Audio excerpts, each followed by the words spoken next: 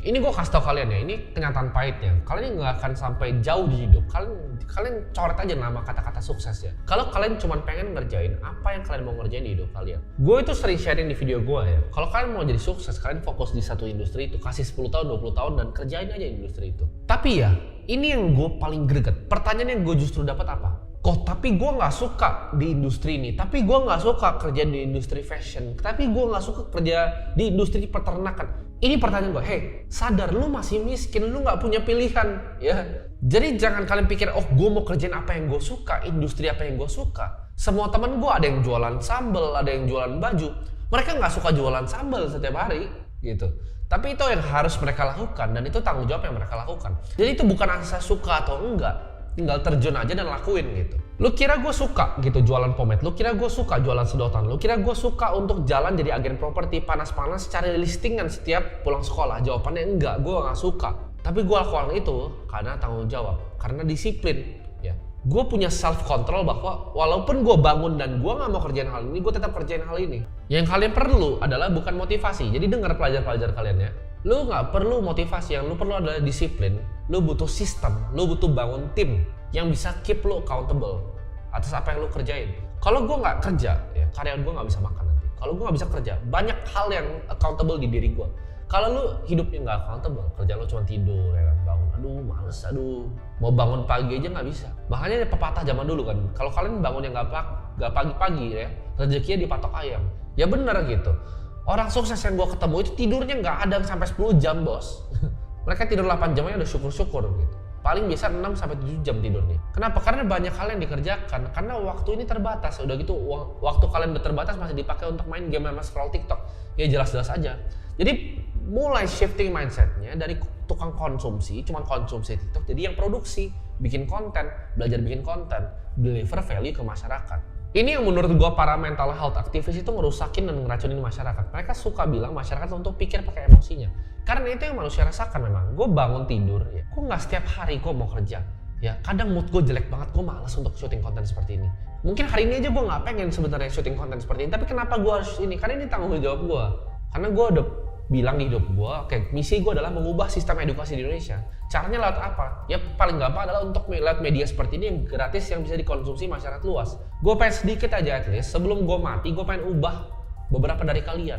Karena udah banyak nih dari awal gue mulai bikin konten-konten seperti ini yang DM gue pribadi bahwa gue merubah hidup kalian. Dan itu adalah hal yang gue pengen denger terus-menerus. Dan kalau yang gue harus korbanin cuman rasa males untuk melakukan ini, gue akan hantam itu rasa malas setiap hari. Gak peduli gue, anytime of day gue hantam itu rasa malas. Untuk melakukan tujuan gue yaitu rubah sistem edukasi di Indonesia supaya edukasi seperti ini bisa diakses sama seluruh penjuru Indonesia.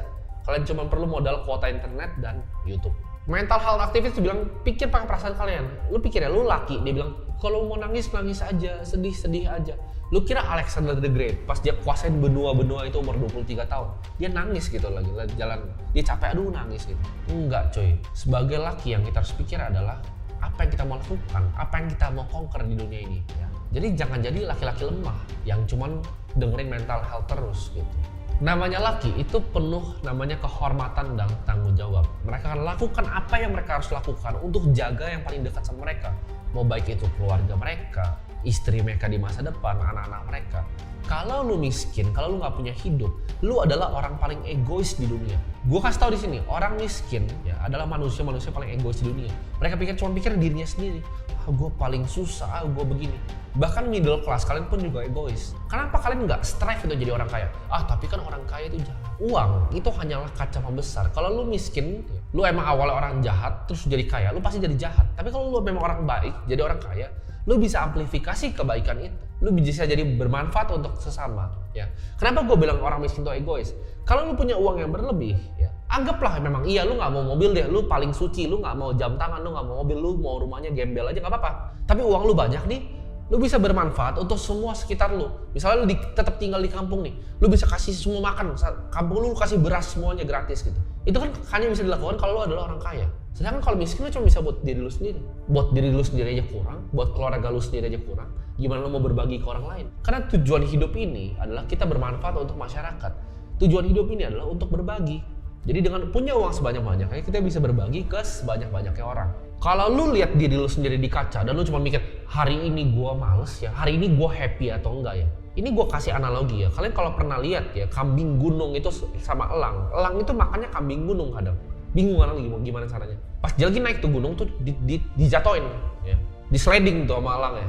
Jatuh ke bawah, pas udah mati di bawah baru dimakan. Kalau kalian buka ya nature ya, alam ya. Kalian mau lihat dari buaya makan yang rusa lah segala macam. Nature itu kejam. Antara lu makan orang atau lu dimakan sama orang.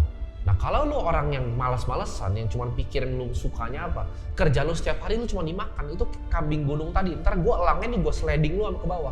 Jadi dunia ini tuh tentang survival, banyak yang salah kaprah. Orang bilang oke, kita santai-santai aja, kita slow living.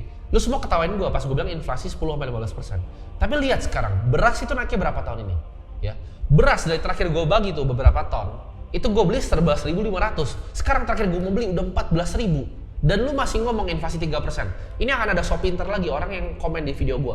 Oh inflasi itu kan karena ada basket. Itu yang mereka manipulasi lu, makanya lu percaya 3%. Kalau lu ngomong inflasi, bagi gue definisi inflasi gue itu bukanlah basket semua. Orang energi jadi keluarin kok dari basket inflasi. Inflasi bagi Timothy itu adalah kita makannya apa hari ini, pendidikan anaknya berapa hari ini ya. Dan barang-barang yang kita pakai, mobil, itu semua adalah harga dari inflasi. Jawabannya 10-15%. Dan lu yakin dengan hidup lu yang malas-malasan itu nggak bisa investasi, nggak bisa nabung, beras naik terus, ntar lu nggak bisa makan. 10 tahun lagi lu nggak bisa makan. Krisis pangan sebentar lagi. Lu nggak lihat itu Mark Zuckerberg beli berapa hektar ya lahan. Bill Gates, Jack Ma. Dan lu masih itu malas-malasan. Ntar lu nggak bisa makan sama keluarga lu. Makanya lu orang miskin egois. Ujung-ujungnya keluarga lu mati nanti nggak bisa makan. Kita itu bukan hidup di dunia yang baik. Kalau lu adalah kambing gunung tadi, sliding elang, lu mati kan. Jangan jadi orang bodoh ya, yang nggak bisa berpikir pakai logika, tapi selalu manfaatin emosi. Laki itu harus punya namanya self control dan emotional control. Maksudnya apa? Kalian mungkin ada yang baru nih, pertama kali nonton video gua, lalu dia emosi. Wah ini orang penyampaiannya bangsat nih ya. Ini orang nih mulutnya nggak enak didengar. Tapi lu nggak pahami apa yang benar-benar gua omongin.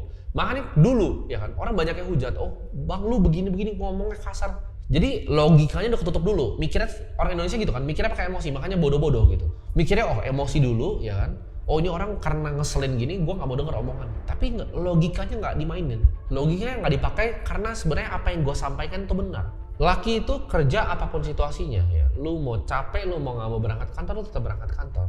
Lu capek, lu nggak mau bikin bisnis, lu tetap bikin bisnis. Lu capek, lu nggak mau manage tim, lu nggak mau meeting pagi, lu tetap meeting pagi.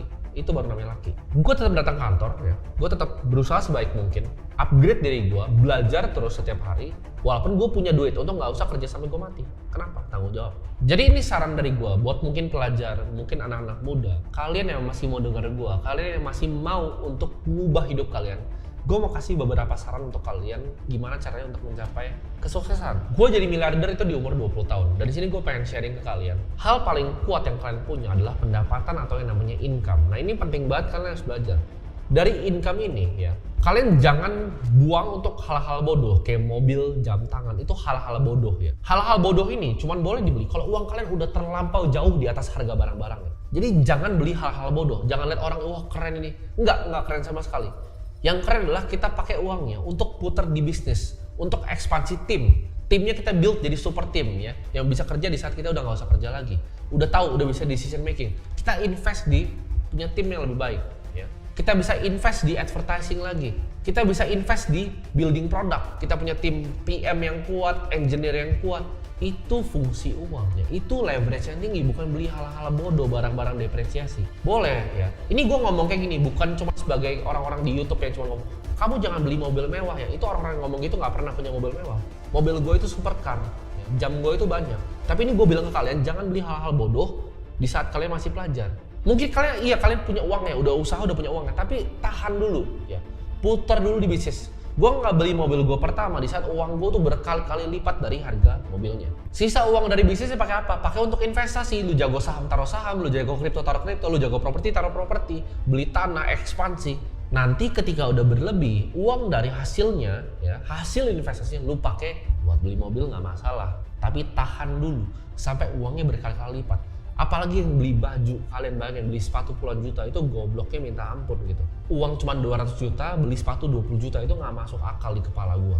Ya, jangan kebanyakan gaya, keep your head low, kerja ya, kerja dan kerja. Tabung terus, karena income tuh powerful, kita bisa pakai untuk ekspansi bisnis, putar seperti tadi, atau atau kita bisa pakai untuk investasi yang lain. Saran selanjutnya gue untuk kalian yang pelajar ya, upgrade terus ilmu kalian. Ini trait yang gue lihat ya, banyak banget di semua teman-teman gue yang pengusaha ya. Tipikal mereka adalah mereka gila mengkonsumsi informasi berapapun harganya. Gue pribadi, misalnya ada course nih bagus ya, gue lihat nih, gue pengen belajar dari orangnya. Meskipun gue udah tahu mungkin 80%, tapi ada 20% yang gue kira gue bisa ambil.